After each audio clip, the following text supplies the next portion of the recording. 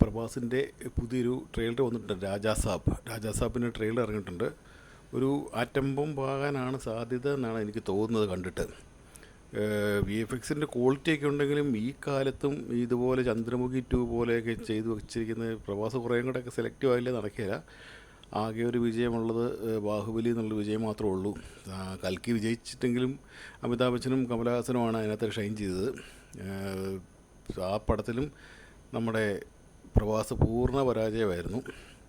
പക്ഷേ ഇത് VFXൽ ക്വാളിറ്റിയൊക്കെ ഉണ്ടെങ്കിലും ഈ കാലത്ത് ഇതുപോലെ നാക്ക് നീട്ട് യക്ഷിയും ഒരുമാതിരി പേടിപ്പെടുത്തുന്നതും ഭിത്തിയുടെ മുകളിൽ കൂടെ നടക്കുന്നതുമൊക്കെ VFXൽ കാണിച്ചിട്ട് എന്താ കാണിക്കുന്നതെന്ന് ആർക്കറിയാം.